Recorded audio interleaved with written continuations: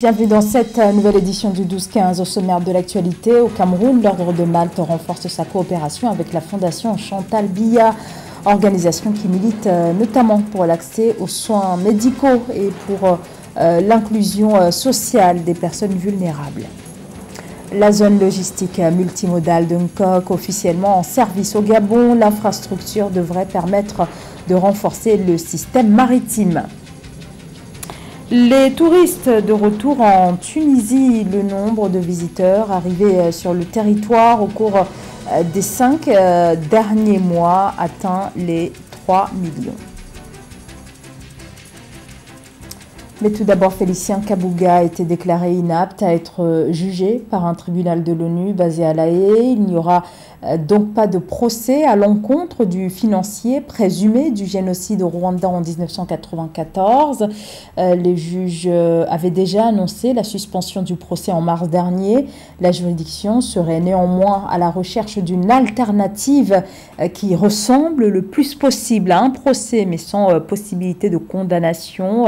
Arrêté en 2020 près de Paris après 25 ans de cavale, Félicien Kabuga, aujourd'hui âgé de 90 ans, est notamment accusé d'avoir participé à la création de milices, bras armés du régime génocidaire. Félicien Kabuga a toujours plaidé non coupable des accusations.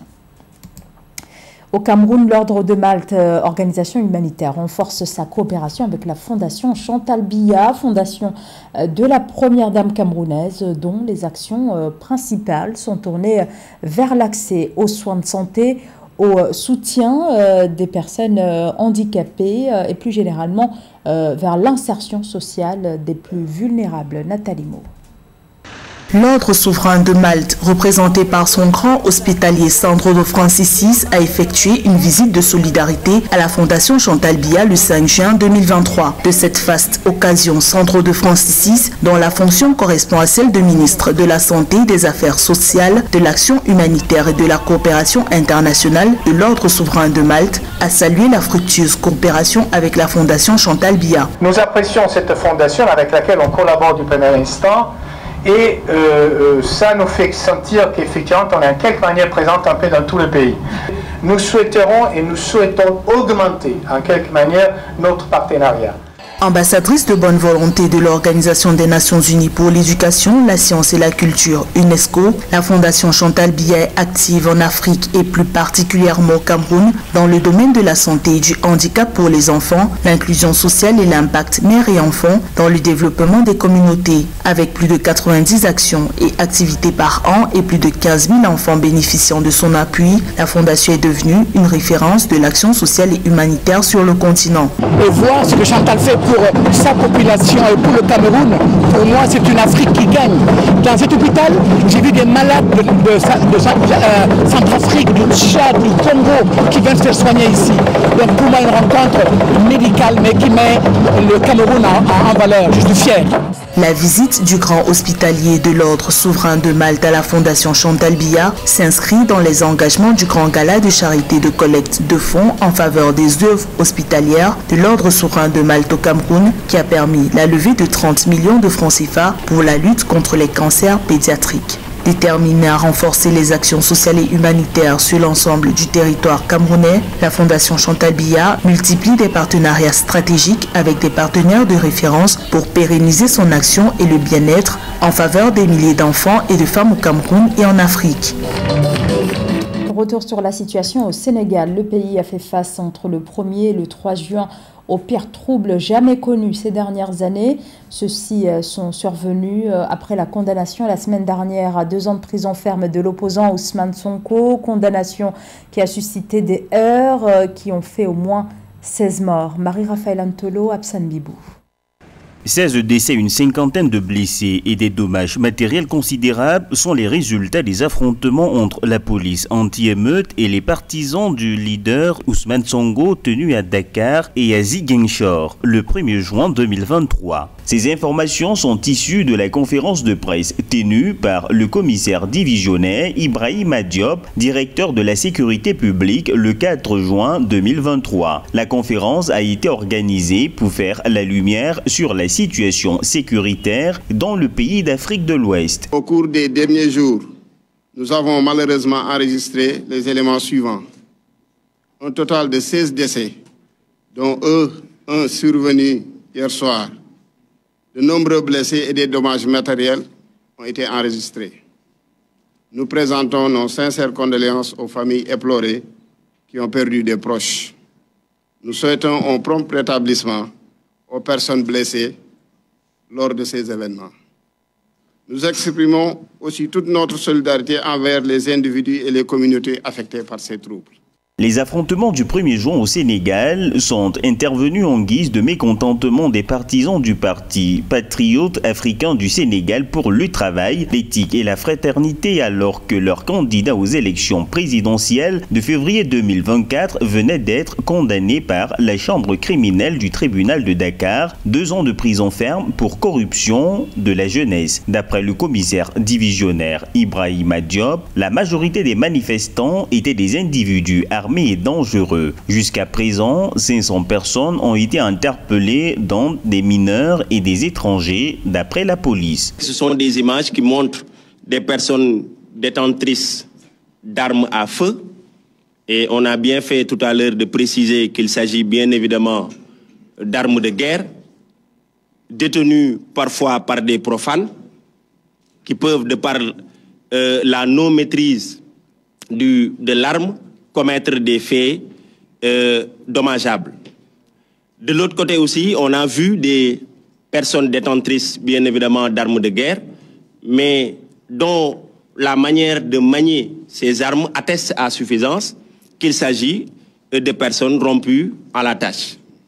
Cette conférence de presse a été l'occasion pour la police nationale d'appeler tous les citoyens à rester vigilants face à tout soulèvement qui pourrait survenir dans le pays. L'autorité a d'ailleurs encouragé la population à signaler toute activité suspecte ou présence inhabituelle en utilisant les numéros d'urgence, le 17 pour la police nationale et le 123 pour la gendarmerie nationale.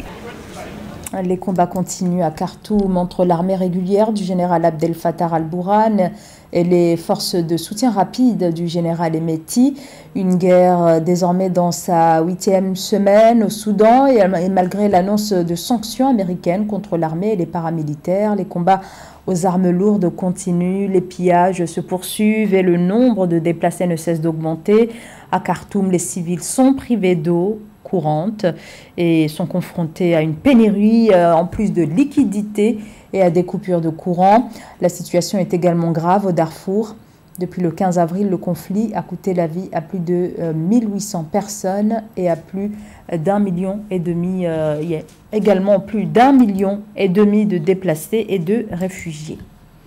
Inauguration au Gabon de la zone logistique multimodale d'Nkok, à une vingtaine de kilomètres de la capitale Libreville. Inauguration en présence notamment du président de la République Ali Bongo Ondimba le 2 juin dernier. Cette zone logistique multimodale d'Nkok, officiellement mise en service, est dotée d'une superficie de 15 000 mètres carrés. Elle doit permettre de fluidifier les approvisionnements et les évacuations des marchandises. Joël Ballot. Le président gabonais Ali Bongo Ondimba a procédé le 2 juin 2023 à l'inauguration de la zone logistique multimodale de Nkok. D'une capacité mensuelle de stockage de 2000 conteneurs, la zone est constituée d'un quai d'embarquement et de déchargement, d'une aire de stationnement de véhicules, de bureaux administratifs, de matériel logistique, d'infrastructures de transport ferroviaire et fluvial. Le quai, c'est une très grande facilité pour la zone. Ça doit nous faciliter l'expédition des produits à Ovendo et c'est l'aboutissement d'un projet commencé depuis des années. Très grande fierté qu'on aboutisse à réaliser ce quai qui complète tout ce qui a déjà été réalisé dans la zone économique et l'inauguration par le chef d'État nous prouve son soutien qui a toujours été là depuis le début. Établie sur une superficie de 15 000 mètres carrés, la zone logistique multimodale de Nkok devrait soutenir le port de Wendo en réduisant les délais d'approvisionnement et d'évacuation des produits nationaux. Grâce à cette nouvelle infrastructure, le Gabon va augmenter et accroître l'efficacité du transport de ces marchandises. Une très grande fierté, surtout quand on voit le développement de cette zone économique. Nous avons été les premiers à nous installer ici par l'usine des aciers du Gabon, produisant initialement du fer à béton sur la base des rebuts ferreux comme matière première. Et par la suite, nous développons d'autres activités. En plus de la zone logistique multimodale de Nkok, le chef de l'État Ali Bongo Ondimba a procédé à la mise en service de la toute première raffinerie d'or du Gabon. Cette usine a une triple vocation: affiner 100% de l'or national, faire du Gabon un hub en matière de raffinage d'or en Afrique centrale, permettre jusqu'à une troisième transformation sur place, afin notamment de fabriquer des bijoux made in Gabon. Révision de la loi de finances 2023 au Cameroun, une augmentation du budget général est actée. Le budget des comptes d'affectation spéciale est aussi concerné par cette révision soutenue par le gouvernement et la présidence camerounaise. Alors pourquoi cette augmentation et quels sont les principaux foyers d'affectation? Élément de réponse dans ce sujet de Mildred Diamou. Plan d'appui à l'économie camerounaise. Le président Paul Biya a signé un arrêté portant révision de la loi de finances 2023. L'ordonnance fait passer le budget 2023 de l'État de 6 345,1 milliards de francs CFA à 6 726,9 milliards de francs CFA, soit une hausse de 381,8 milliards de francs CFA. La mesure prise le 2 juin 2023 a pour but de mieux maîtriser la dette publique et d'accompagner les ménages vulnérables.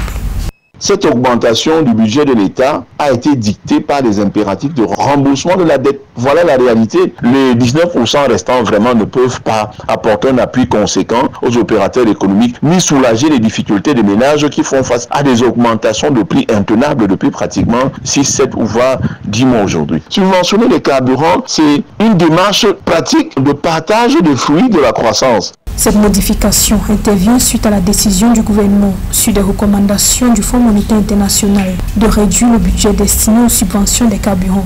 L'augmentation du budget de l'État représente une hausse de 367,7 milliards de francs CFA du budget général et de 14,1 milliards de francs CFA du budget des comptes d'affectation spéciale. Le budget révisé prévoit par ailleurs une baisse des dépenses courantes et des dépenses en capital de près de 100 milliards de francs CFA. Nous sommes donc dans une situation où l'État doit diversifier ses sources de recettes tout en évitant de paralyser l'économie. L'ordonnance du président camerounais Paul Biya fait partie des efforts visant à renforcer le développement socio-économique du pays. Les ressources économisées seront notamment allouées au remboursement des dettes et aux programmes sociaux. Les dépenses liées au remboursement des dettes augmentent de 308,2 milliards de francs CFA pour atteindre 1962 milliards de francs CFA, soit 30% du budget général révisé, tandis que les transferts aux ménages augmentent de 125,3 milliards de francs CFA.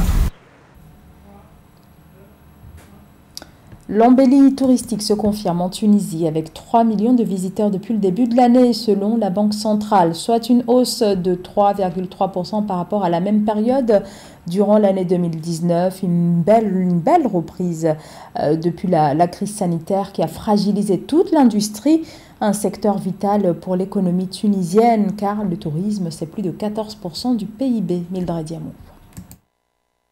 Entre janvier et mai 2023, les recettes touristiques de la Tunisie ont atteint 1,7 milliard de dinars, soit 550 millions de dollars, représentant une hausse de 57,7% comparée à la même période en 2022. D'après les données publiées par la Banque centrale de Tunisie le 2 juin 2023, les chiffres de l'Office national du tourisme tunisien montrent que sur les 5 premiers mois de 2023, le pays a accueilli près de 3 millions de touristes, ce qui représente un bond de 89% par rapport à la même période en 2022 et de 3,3% en 2019. La Tunisie est un pays qui, à l'origine, est touristique, dont les infrastructures et les installations permettent d'accueillir un public international, que ce soit en termes de transport, d'hôtellerie, de sécurité. Aujourd'hui, on se rend compte que nous sommes dans une période post-Covid et elle progresse simplement pour rattraper le niveau qui était le sien autrefois, puisqu'on sait que la Tunisie était un pays leader dans le Maghreb concernant l'accueil de touristes. Le secteur touristique de la Tunisie se porte bien depuis plusieurs mois. Au terme du premier trimestre de 2023, le pays a accueilli 1,6 million de touristes, soit une augmentation de 96% en glissement annuel d'après le ministère du Tourisme. Selon les prévisions, les recettes touristiques du pays devraient enregistrer sur l'ensemble de 2023 une progression de 27% pour passer de 4,28 milliards de dinars en 2022 à 5,4 milliards de dinars. Le nombre de visiteurs devrait également s'établir cette année à 7,650 millions contre 5,167 millions en 2022 et 1,6 million en 2021. C'est une régulation finalement du niveau de touristes et la Tunisie gagne à avoir encore plus de touristes et de visiteurs puisque je rappelle que c'est un pays qui a su autrefois installer les infrastructures lui permettant de faire du secteur touristique un pan économique important. En Tunisie, le secteur du tourisme représente environ 14,2% du produit intérieur brut et emploie plus de 400 000 personnes. Notons que le pays a lancé en 2022 un projet touristique d'environ 50 millions de dollars dénommé Visite Tunisia. Ce projet qui s'étend sur 5 ans ambitionne d'accueillir 11,5 millions de touristes d'ici les 4 prochaines années et de créer 15 000 nouveaux emplois. C'était le journal de la rédaction. Merci de votre fidélité. L'information continue sur Africa 24.